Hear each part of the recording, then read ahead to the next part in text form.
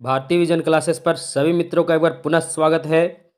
मित्रों, होली का त्यौहार चल रही थी, होली का त्यौहार अब चली गई है। अब आपको पढ़ाई फिर से पुनः प्रारंभ कर देनी है। यहाँ देखिए, यहाँ आपके सामने बेटों वाली विधवा मुंशी प्रेमचंद की कहानी संग्रह मानसरोवर भाग 1 की ये चौथी कहानी है। आज हम इसे प्रारंभ करते हैं। खासकर जो झारखंड पीजीटी की तैयारी कर रहे हैं, 2023 की तैयारी, जिसकी वैकेंसी एक बार तो रद्द हो गई, पुनः आने वाली है, तो आने से पहले ही आप अपना तैयारी कर लें। आज आपके सामने चौथी कहानी है, बेटों वाली विधवा। प्रारंभ करते हैं।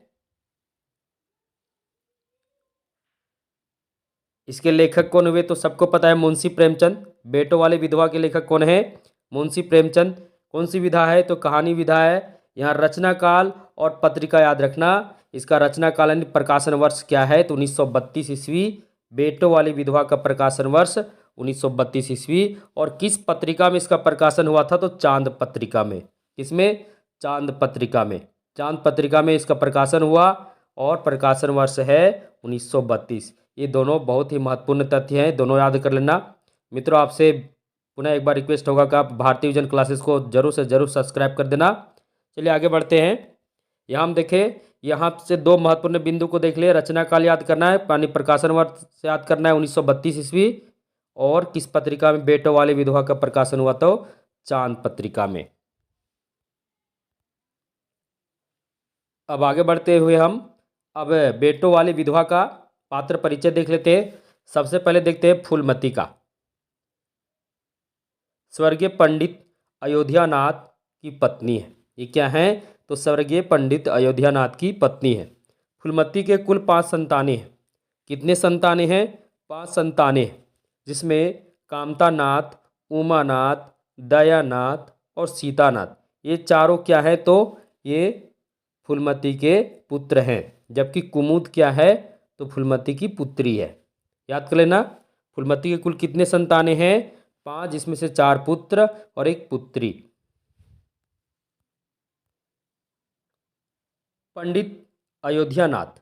पंडित अयोध्यानाथ के मरने के पहले फूलमती घर की मालकिन थी, परंतु उनका मृत्यु के बाद फूलमती का घर में नौकरानी सी स्थिति हो गई थी। यानी पंडित अयोध्यानाथ के मरने के पहले फूलमती क्या थी? घर की मालकिन थी, मालकिन की तरह रहती थी। यानी घर का सारा जो कुछ घर में होता था उन्हीं के आदेश से होता था, यानी फूलमती के ही आदेश से होता था। परंतु जैसे ही पंडित अयोध्यानाथ का मृत्यु हो गया तो घर में उनका जो धाक था, है ना, वो क्या हो गया? बिल्कुल समाप्त हो गया और उन्हें कोई पूछता भी नहीं था।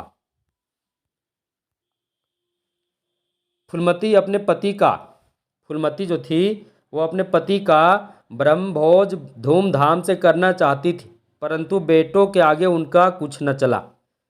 यानी फूलमती चाहती थी कि उसके पति का जो ब्रह्मभोज होता है, जो एक प्रकार का हिंदू में रीति रिवाज चलता है ना, हिंदुओं में रीति रिवाज चलता है कि ब्रह्मभोज होता है, तो वह अपने पति का ब्रह्मभोज क्या करना चाहती थी, यानी जो 12, यानी कोई मरता है, मरने के बाद जो 12 दिन होता है उस दिन ब्रह्मभोज होता है, तो उस ब्रह्मभोज को धूमधाम से वो करना चाहती थी, परंतु बेटों का आगे उनका एक न चला, कुछ न चला। कहने का मतलब वो जो चाहती थी वो बिल्कुल नहीं हुआ। फूलमती के 10,000 के गहने थे, फूलमती के 10,000 के गहने थे उसके पास, जिसे उनके बेटों ने धोखे से हड़प लिया। यानी फूलमती के पास 10,000 के गहने थे, परंतु उनके बेटों ने उनसे क्या किया? धोखे से क्या किया? हड़प लिया, है ना, ठग लिया अपनी माता को।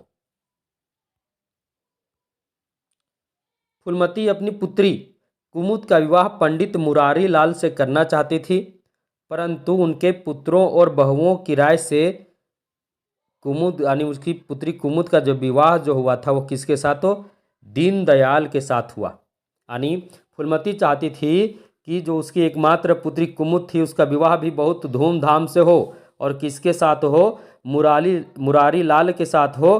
परंतु ऐसा नहीं हुआ, क्योंकि उनके पुत्र और बहुओं ने क्या राय लिया कि नहीं, उसका जो विवाह होना चाहिए किसके साथ? दीनदयाल के साथ होनी चाहिए। और अंत में दीनदयाल के साथ ही कुमुद का विवाह होता है। माता नहीं चाहती। माता किसके साथ चाहती है तो फूलमती चाहती है कुमुद का विवाह पंडित मुरारी लाल के साथ हो, परंतु उनके पुत्र बहू की राय क्या था? दीनदयाल के साथ हो, और अंत में दीनदयाल के साथ ही होता है। कहानी के अंत में फूलमती की मृत्यु गंगा में डूब जाने से होता है। यानी ऐसा होता है कि कहानी के अंत में जब वो अपने पुत्र बड़े पुत्र कामता प्रसाद के लिए पानी लाने के लिए जब गंगा में जाती है तो गंगा में उसके पैर फिसल जाने के कारण गंगा में वो डूब जाती है और गंगा के लहरों में समा जाती है और उसका मृत्यु हो जाता है। तो कह सकते हैं कि यह फूलमती का कुछ पात्र परिचय था। यह देखिए फूलमती सबसे पहले घर की मालकिन थी, परंतु जैसे ही उसके पति मर गए तो घर में नौकरानी सा उसके साथ सलूक होने लगा। यानी उनसे किसी काम के लिए उनको पूछा नहीं जाता था, जबकि पहले सारा काम घर का फूलमती के बिना आदेश के बिना नहीं होता था। परंतु जैसे उनके पति मरे उनका घर में हालत बहुत ही खराब हो गया। अगले पात्र को हम देखते हैं। अगले पात्र हैं कामतानाथ। सबसे पहली बात कामतानाथ कौन है तो फूलमती के बड़े पुत्र हैं। इनसे जुड़ा हुआ जो महत्वपूर्ण तथ्य है, एक दफ्तर में 50 रुपये के नौकर थे। कामतानाथ एक दफ्तर में 50 रुपये के नौकर थे, फूलमती का सबसे बड़ा लड़का, और घर के सारे सदस्य आप ही के विचारों से चलते थे, अर्थात कामतानाथ के ही विचारों से चलते थे, क्योंकि सबसे बड़े थे यानी फूलमती के सबसे बड़े लड़के थे, तो इन्हीं के आज्ञा के अनुसार इन्हीं का राय के अनुसार ही सभी लोग चलते थे। और ये कहाँ थे तो एक दफ्तर में 50 रुपये के नौकर थे। याद रखना कामतानाथ से महत्वपूर्ण तथ्य है, 50 रुपये का नौकर किसी दफ्तर में, फूलमती का बड़ा लड़का और घर के सारे सदस्य इन्हीं के विचारों से चलते थे। अगला पात्र है उमानाथ। उमानाथ के बारे में क्या महत्वपूर्ण तथ्य है, उमानाथ डॉक्टरी पास कर चुका है और उसका अपना औषधालय है, परंतु उसे अपना औषधालय से कुछ खास आमदनी नहीं होती है। उमानाथ डॉक्टरी पास कर चुका है, कहानी पढ़िएगा तो वह औषधालय खोलने का विचार करता है कि मैं अब क्या करूँ अपना औषधालय खोलूँगा, परंतु प्रारंभ में तो नहीं पर कहानी के अंत में उसका अपना औषधालय खुलता है, लेकिन कुछ खास आमदनी नहीं होती है। तो याद रखना ये चीज़ महत्वपूर्ण है कि औषधालय से किनका संबंध है ना, औषधालय से किनका संबंध है तो उमानाथ का, और दफ्तर में 50 रुपये का नौकर कौन था तो कामतानाथ था। ये दोनों चीज़ याद रखना, क्योंकि ये महत्वपूर्ण तथ्य पूछ सकता है कि बेटों वाले विधवा में औषधालय किसने खोला था तो उमानाथ ने, और दफ्तर में 50 रुपये का नौकर कौन था तो कामतानाथ था। अगला पात्र है दयानाथ। दयानाथ जो है ये तीसरा उस फूलमती का तीसरा पुत्र है। दयानाथ बीए में फेल हो गया है। क्या हो गया है तो बीए में फेल हो गया है, पत्र पत्रिकाओं में लेख लिखता है। दयानाथ जो है वो बीए में फेल हो गया है और पत्र पत्रिकाओं में लेख लिखता है, यह उसका काम है। यह भी चाहता है कि आगे चल के मैं अपनी पत्रिका खोलूं, और कहानी के अंत में इसका अपना पत्रिका भी खुलता है, परंतु कुछ खास फायदा नहीं होता है। तो दयानाथ का संबंध किससे जुड़ा हुआ, पत्र पत्रिकाओं से जुड़ा हुआ है। दयानाथ का संबंध पत्र पत्रिकाओं से। उमानाथ का संबंध कहाँ से हो गया औषधालय से, और कामतानाथ का संबंध दफ्तर में नौकर 50 रुपये का। और अगला नेक्स्ट पात्र है सीतानाथ। क्या सीतानाथ चारों भाइयों में सबसे होनहार, बीए प्रथम श्रेणी से पास कर चुका है और एमए की तैयारी में लगा है।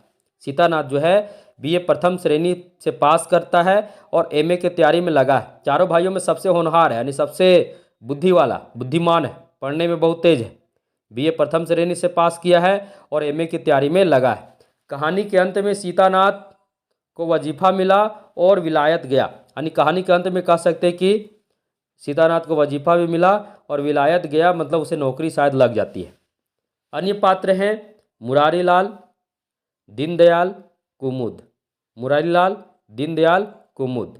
दीनदयाल का विवाह किससे होता है तो कुमुद से होता है, जबकि माता जो फूलमती किससे चाहती, फूलमती चाहती कुमुद का विवाह मुरारीलाल से हो, जबकि पुत्रों के राय से कुमुद का विवाह किससे होता है तो कुमुद का विवाह दीनदयाल से होता है। ये सभी महत्वपूर्ण पात्र है, पात्रों को याद कर लेना है। 4 भाई थे, चारों भाई कौन कौन थे, कामतानाथ, उमानाथ, दयानाथ, सीतानाथ। कामतानाथ का संबंध किससे है तो कामतानाथ का संबंध किसी दफ्तर में 50 रुपये का नौकर है। कन्फर्म हो गया। कामतानाथ के बाद उमानाथ का संबंध किससे है तो उमानाथ का संबंध किससे है तो औषधालय से है। किससे है तो औषधालय से है ना, डॉक्टर वाला जो होता है डॉक्टर लोग।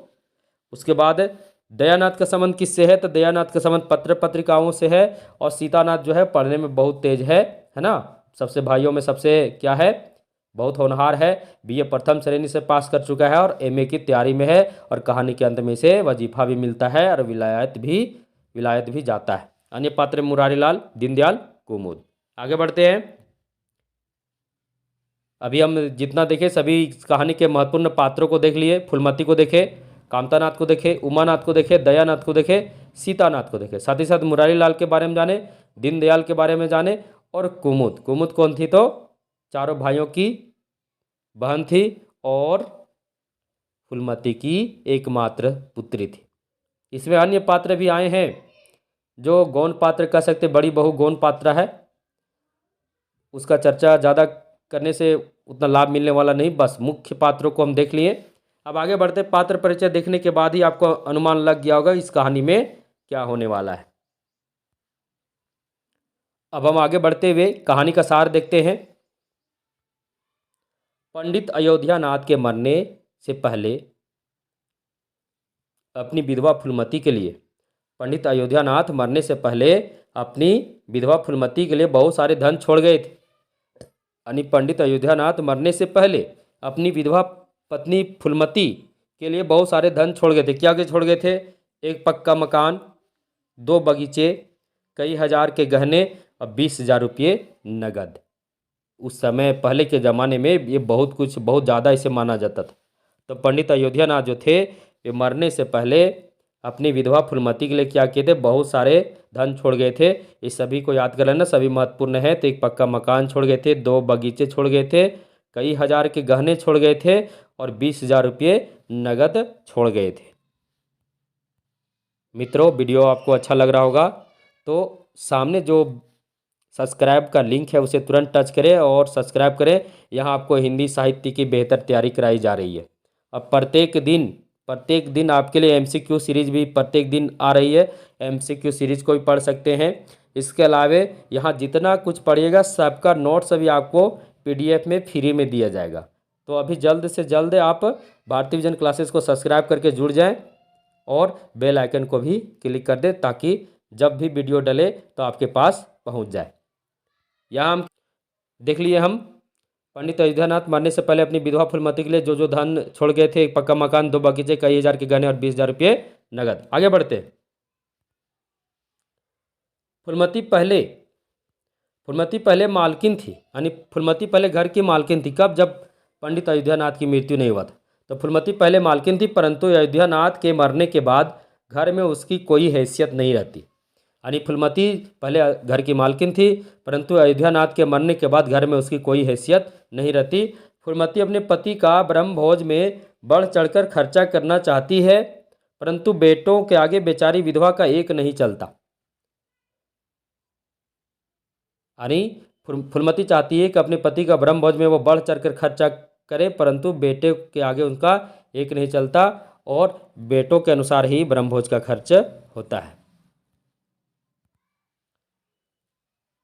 ब्रह्मभोज के खाने में मरी हुई चूहिया निकलने से सारे लोग खाने से उठकर चले जाते हैं। यानी ब्रह्मभोज में ऐसा होता है कि खाने में चूहिया निकल जाती है, मरी हुई चूहिया, तो सभी लोग खाना ब्रह्मभोज के खाना छोड़कर सभी उठकर चले जाते हैं। विधवा फूलमती से उनके बेटे धोखे और छल से सारे गहने हड़प लेते हैं।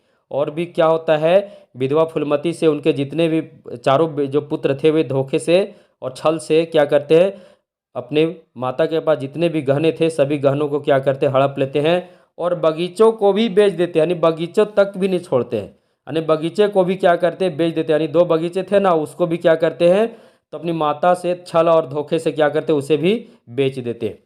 फूलमती अपनी बेटी कुमुद का विवाह पंडित मुरारीलाल से करना चाहती है, परंतु बेटों की राय से कुमुद का विवाह दीनदयाल से होता है। माता चाहती है मुरारीलाल से हो, परंतु बेटों की राय से दीनदयाल से होता है कुमुद का विवाह। उमानाथ का औषधालय खुलता है पर कुछ खास आमदनी नहीं होती है। उमानाथ औषधालय खोलता है परंतु कुछ खास आमदनी नहीं होती। विधवा फूलमती कामता नाथ के लिए गंगा जल लाने गंगा घाट पर जाती है, जहां पांव फिसलने से वह गंगा की लहरों में समा जाती है और कहानी भी यहाँ समाप्त हो जाता है। यानी कहानी का सार था, आपको अनुमान लग ही गया कि कहानी में क्या क्या हुआ। फूलमती घर की मालकिन थी, परंतु उनके पति अयोध्यानाथ के मृत्यु के बाद घर में उनका कोई हैसियत नहीं रहा। और इतना ही नहीं, पहले जो मतलब जिस समय अयोध्यानाथ जीवित थे तो सारे घर के जितने भी सदस्य थे उन्हें पूछे बिना कोई कार्य नहीं करते थे। अभी हम बेटों वाली विधवा का सार देखे, पूरा सारांश से आपको पता चल गया कहानी में क्या क्या हुआ। तब महत्वपूर्ण बिंदुओं को हम यहाँ लेकर आए जिससे आपको पूरा कहानी पता चल जाए कि फूलमती जब जब फूलमती का जो पति थे उनकी मृत्यु हो गई, तो मृत्यु होने के बाद फूलमती का घर में कोई हैसियत नहीं रहा। उनके 4 पुत्रों के जो राय होता उसी राय पर घर में सब कुछ होता था। वह अपनी पुत्री का विवाह मुरारी लाल से करना चाहते थे, परंतु पुत्रों के राय से उस कुमुद का जो विवाह हुआ था उनकी पुत्री का विवाह दीनदयाल से होता है। कारण क्या था, यहाँ बीच में दहेज एक आ रही थी समस्या। देखिए मुंशी प्रेमचंद इस कहानी में दहेज प्रथा को भी बीच में लेकर आए, कितना अच्छा इनका समायोजन है। तो ऐसा होता है कि मुरारी लाल से जो मुरारी लाल दहेज का मांग किया था, परंतु दीनदयाल से बिना दहेज के विवाह हो रहा था। बस इतना था कि दीनदयाल थोड़ा उम्र में ज़्यादा उम्र हो गया था, परंतु पूजा पाठ करके अच्छा कमा लेता था। तो पुत्र लोग कराया था कि वहाँ दीनदयाल से विवाह होगा तो खर्च कम होगा और बहुत कम 1 या 2 हज़ार में हम आराम से विवाह को संपन्न कर लेंगे। तो उसी तरह वो राय करते हैं और राय के बाद ऐसा होता है कि उन्हीं से विवाह होता है। फिर भी कह सकते हैं कि माता में जो पुत्र के प्रति जो प्रेम होता है वो प्रेम नहीं समाप्त होता है। और अंत में जब कामतानाथ जब टाइफाइड से परेशान रहता है तो माता जानती है कि कामतानाथ गंगा घाट का पानी पीता है। तो उसी उस समय बरसात का भी समय रहता है और बरसात के समय में वो भीगते हुए कहाँ चले जाते हैं, अपने पुत्र प्रेम में गंगा घाट चले जाती है पानी लाने के लिए, और वहीं उसका पैर फिसल जाता है और बेचारी विधवा फूलमती का मृत्यु हो जाता है। अब हम आगे बढ़ते हैं। अब देखते हैं इस कहानी के प्रमुख संवाद। मेरे हानि लाभ के जिम्मेवार तुम नहीं हो, मुझे अख्तियार है जो उचित समझूं वह करूं। मेरे हानि लाभ के जिम्मेदार तुम नहीं हो, मुझे अख्तियार है कि जो उचित समझूं वह करूं। यह किसका कथन है? तो फूलमती का कथन है बेटों से। किससे? बेटों से। अगला पॉइंट संवाद है, चले हैं बिरादरी का भोज देने, घर में बर्फ तक नहीं। ये भी किसका कथन है? विधवा फूलमती का कथन है बेटों से। क्योंकि बेटों जब अपने पिताजी का जब ब्रह्मभोज कर रहे थे तो ऐसा हुआ था कि थोड़ा पानी गर्म था, जिसके चलते जो भोजन करने के लिए आए थे ब्रह्मभोज में उन लोग ने ठंडे पानी मांग की। अब ऐसा हुआ कि बर्फ़ नहीं था, तो उसी समय फूलमती कहती है चले हैं बिरादरी का भोज देने और घर में बर्फ़ तक नहीं, क्योंकि फूलमती का मन से कोई भी कार्य नहीं हुआ था। बेटे लोग चाह रहे थे जितना कम खर्चा में हो जाए उतना अच्छा वे लोग चाह रहे थे, इसलिए यह कथन आया था। अगला संवाद है, मुंह में कालिख लगी कि नहीं या अभी कुछ कसर बाकी है, डूब मरो सब के सब जाकर चुल्लू भर पानी में। ये कब कहती है? ये भी विधवा फूलमती कहती है। किसे? तो अपने पुत्रों को ही कहती है, क्योंकि ऐसा होता है कि जब ब्रह्मभोज में चूहिया निकल जाती है तो सभी लोग खाना छोड़कर उठ जाते हैं। तब वे गुस्से में कहती है मुख में कालिख लगी है या नहीं, या अभी भी कुछ कसर बाकी है, डूब मरो सब के सब जाकर चुल्लू भर पानी में। गुस्से से कहती है कौन? तो फूलमती। किसे? विधवा फूलमती अपने पुत्रों से कहती है। अगला है, कन्या भाग्यवान हो तो दरिद्र घर में भी सुखी रह सकती है, अभागी हो तो राजा के घर में रोएगी। यह किसका कथन है? यह कथन बड़ी बहू का कथन है कुमुद के प्रति। यानी जब कुमुद का विवाह का चर्चा चल रहा होता है तो माता का मन होता है कि कुमुद का विवाह किसके साथ हो? मुरारी लाल के साथ हो, परंतु पुत्रों का मन होता है नहीं, इसका विवाह किसके साथ हो? दीनदयाल के साथ हो। और दीनदयाल थोड़ा धन दौलत में थोड़ा कमज़ोर था, जबकि मुरारी लाल अमीर व्यक्ति था। तो यही चर्चा के बीच बड़ी बहू कहती है कि कन्या भाग्यवान हो तो दरिद्र घर में भी सुखी रह सकती है और अभागी हो तो राजा के घर में भी रोएगी। बहुत अच्छा कथन है। मित्रों, अभी हम आपके सम्मुख बेटों वाली विधवा कहानी को लेकर आए थे। तुरंत हम इसका MCQ भी करेंगे, क्योंकि हम चाह रहे हैं कि मानसरोवर भाग 1 में जितनी भी कहानियाँ हैं सबका MCQ लेकर मैं एक साथ उपलब्ध होऊंगा। यानी ईदगाह से लेकर जितनी भी कहानियाँ हैं सभी कहानियों का MCQ हम एक बार लेकर आपके सम्मुख उपस्थित होऊंगा। अभी सिर्फ कहानी चल रही है, चौथी कहानी को हम पढ़ा रहे हैं। इसके बाद हम अगली कहानी को देखेंगे नेक्स्ट डे।